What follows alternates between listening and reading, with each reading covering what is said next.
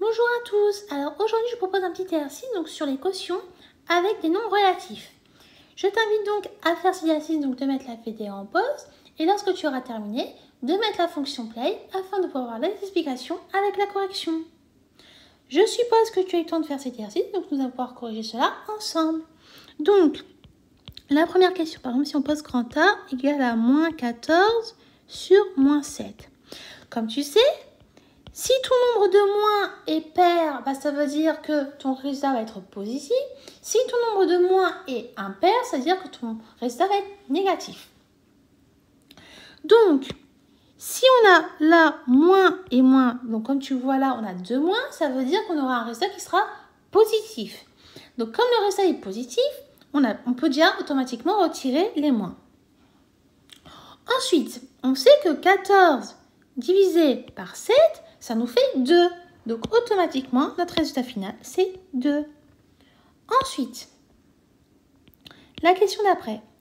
On a par exemple grand B est égal à moins 12 divisé par 2.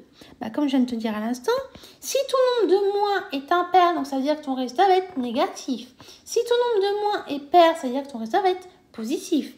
Comme tu peux le remarquer, tu n'as qu'un seul moins. Donc, ça veut dire quoi? Ça veut dire que ton résultat va être négatif.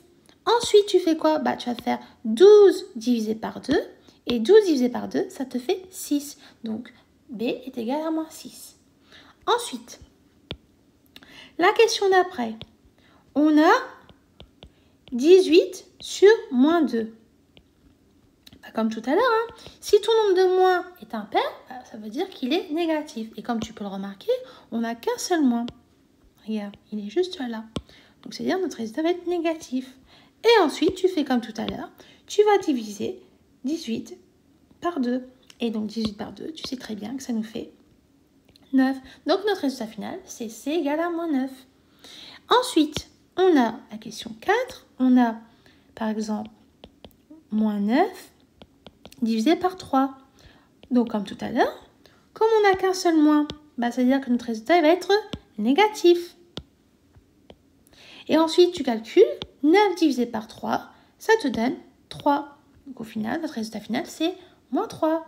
Donc comme tu as pu comprendre, c'est la même méthode dans le cas d'une multiplication, c'est-à-dire tu détermines le nombre de moins.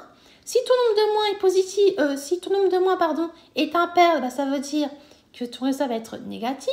Si ton nombre de moins est pair, ça veut dire que ton résultat va être positif.